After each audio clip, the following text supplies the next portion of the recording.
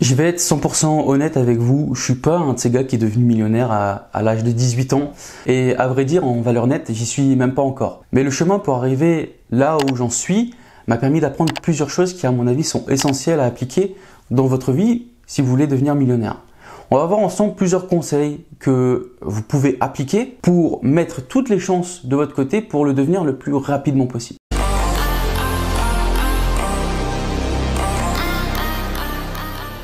Le premier conseil que vous devez absolument appliquer, c'est prendre l'habitude d'épargner. Et même si vous ne gagnez pas 10 000 euros par mois, vous pourriez gagner 500 euros. Le principe s'appliquerait quand même. On parle en général de 10%. Là, vous allez me dire, ok, quel est l'intérêt d'économiser une si petite somme d'argent? Ça ne me rendra jamais riche. Et vous avez totalement raison. Mais ce n'est pas le sujet. Le but ici, c'est d'obtenir l'habitude d'épargner 10, 20, 30% de votre revenu, de sorte que lorsque vous commencerez à gagner plus, vous aurez la discipline et l'habitude d'économiser. Maintenant, on enchaîne avec le deuxième conseil, vous ne devez pas dépendre de l'épargne pour devenir riche. C'est un point que beaucoup de gens ne comprennent pas et ça va sonner un peu contre-intuitif parce que je viens tout juste de vous dire qu'il était important d'économiser de l'argent. Mais voici le truc, si vous êtes juste bon à économiser de l'argent pour le plaisir d'épargner dans votre compte en banque, sans surprise, vous ne faites absolument rien avec cet argent et donc ton argent il reste là, il végète et il produit rien. À cause de ça, tu ne deviendras jamais millionnaire. En fait, le fait d'économiser son argent, c'est surtout pour le mettre au travail, pour qu'il puisse continuer à vous faire plus d'argent. Il ne faut jamais laisser stocker son argent sans rien faire sur un compte en banque. Les amis, si vous avez une grosse somme sur votre compte en banque, dégagez-la du compte. Ça ne sert à rien de la laisser stocker ici. Vous pourrez peut-être l'investir en immobilier, en bourse, dans un business, peu importe. Quoi que vous décidez de faire avec votre argent, mettez-le simplement au travail. Quand j'ai commencé mon podcast, le Money Circle Talks, j'ai commencé pendant le confinement. J'ai investi dans l'achat d'un micro, puis d'un meilleur micro, puis j'ai investi dans un MacBook pour être plus performant. Et ce side business, même si au début il n'était pas fait vraiment en mode business, ça a été fait plus pour envie de passer le temps et partager, à l'heure d'aujourd'hui, il commence à générer pas mal d'audience et il commence tout doucement à me rapporter. Tu vois, cette année, j'ai décidé sérieusement de développer YouTube et pour ça, j'ai dépensé pour une nouvelle caméra. C'est un investissement que j'ai fait dans mon business. Est-ce que c'est un risque? Oui. Oui, bien sûr, c'est un risque que j'ai pris. Maintenant, imaginez que j'aurais gardé cet argent en sécurité sur mon petit livret A avec 3% d'intérêt, il me semble, quelque chose comme ça. Est-ce que ça aurait été bénéfique pour mon futur? Je pense pas, parce que ces 2-3 000 euros seraient encore 3 000 euros. Et encore, avec l'inflation, j'aurais moins que ça. Mais moi, ce que j'ai décidé, c'est de le mettre au travail. Et si je ne l'aurais pas fait, je ne serais pas assis là devant vous à vous parler aujourd'hui. Et je vais vous dire la simple vérité sur l'argent. Plus vous investissez votre argent, plus il travaillera pour vous et plus vous aurez d'argent. C'est un cercle vertueux. Tu investis ton argent, tu as de l'argent en plus, tu réinvestis, tu as toujours un peu plus d'argent. Aujourd'hui, si je voulais, je suis capable de gagner des milliers d'euros par an grâce à mes rentes locatives et en dividendes grâce à mes investissements en bourse et simplement parce que j'ai investi en immobilier et en bourse. Et c'est ça, c'est un cercle vertueux. Par exemple, avec l'immobilier, tu vois, j'investis de manière intelligente. J'investis sur des opérations rentables qui me permettent de générer plus de revenus grâce aux locataires qui payent un loyer. Et puis le surplus, ce que je fais, c'est que je l'utilise pas. Je suis pas dépensier. Je vais plutôt le réinvestir, etc., pour maximiser l'effet boule de neige. Je mets simplement l'argent au travail. Mon prochain conseil, c'est le suivant. Investissez comme si votre vie en dépendait. Si vous gagnez 100K par an, mais que vous dépensez également 100K, ça vous fait zéro. Si vous dépensez constamment ce dont vous gagnez, ou encore pire, que vous dépensez plus que ce que vous gagnez chaque année, vous n'épargnez pas et vous n'investissez pas. Sachez que tôt ou tard, vous finirez par tomber. Il y a des gens dans ce monde, comme par exemple des athlètes, des gagnants du loto, des acteurs qui gagnent littéralement des centaines de millions d'euros, de dollars tout au long de leur carrière, mais une fois la gloire passée, ils sont en banqueroute. Comment expliquer ça? Je veux dire, imaginez, vous gagnez des centaines de millions d'euros grâce à une carrière de plus de 20 ans, par exemple dans l'industrie du film, et puis à la fin de votre carrière, vous faites le bilan et il vous reste zéro, rien, nada. Et la partie triste, c'est quoi? C'est que ça se produit littéralement tout le temps. Johnny Hallyday a brassé des sommes que peu de personnes n'osent imaginer. Et pourtant, il vivait à crédit. Il devait vendre des concerts pour rembourser des dettes. À l'heure actuelle, son héritage, c'est 34 millions de dettes. 34 millions.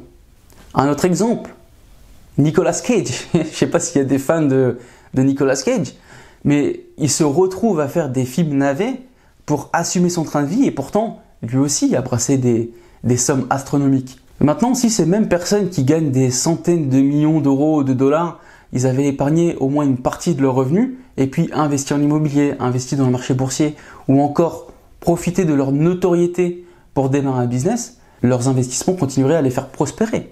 Ça me fait penser à une petite anecdote. Est-ce que vous vous souvenez du footballeur français Mathieu Flamini? Peut-être pas, hein, pour les plus jeunes, c'est un peu vieux. C'était un footballeur français qui, à son sommet, a joué pour Arsenal et à l'AC Milan. Arsenal quand ils étaient au top.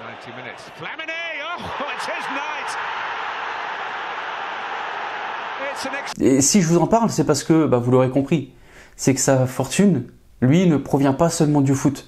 La vie après carrière d'un footballeur est importante. Et Flamini l'a compris très tôt, retraité du football, aujourd'hui, il n'a pas de souci d'argent grâce à ce que lui rapporte sa société et toutes ses collaborations. Il a investi en 2008 dans une société qui vaut aujourd'hui 30 milliards d'euros. Et grâce à son investissement, il est, à l'heure aujourd'hui, devenu milliardaire. Milliardaire. Ok, on passe au prochain conseil. Vous devez gagner plus d'argent. Le plus tôt possible. Si vous avez déjà écouté mon podcast, vous savez probablement que je parle beaucoup du fait de gagner de l'argent parce que gagner plus d'argent, c'est la partie la plus importante de la construction de son patrimoine pour devenir millionnaire. Oui, investir dans l'immobilier, investir en bourse, investir dans les cryptos, ce sont des choses hyper importantes et nécessaires si vous voulez devenir riche. Mais si vous voulez devenir riche, vous devez commencer un business ou un side business que vous pouvez développer. Et la différence est juste énorme entre quelqu'un qui a un salaire qui te rapporte 1005 par mois et avoir 1005 de salaire plus un side business qui te rapporte par exemple 1000 euros en plus, tu as beaucoup plus de latitude pour investir. Tu iras beaucoup plus vite, beaucoup plus fort. Et tu vois, j'ai pris un exemple d'un side business qui te rapporte 1000 euros, mais tu peux aller beaucoup plus haut. Alors oui, bien sûr, au début, ça va te demander du temps à mettre en place. Mais une fois que ton business sera établi, ça déroule. Je vais te donner quelques exemples de side business que tu peux faire. Tu n'as pas besoin de réinventer la roue, hein. Tu prends ce qui fonctionne actuellement. Le business sur Vinted cartonne. Ouvre une boutique, sois constant, professionnalise-toi. Certaines boutiques sont tellement pro, on dirait littéralement des shops de magasins. Tu peux ouvrir un business de Uber Eats. Tu ouvres une sorte d'épicerie en fonction d'où tu habites. Tu achètes en gros des chips, des bonbons, des glaces, plein d'autres choses. Tu crées ta boutique sur Uber Eats et tu vends. Tu peux aussi te spécialiser dans le marketing, proposer tes services à des gens qui ont besoin de ton talent. Bref, vous avez vu, il y a énormément d'opportunités, il faut juste les saisir.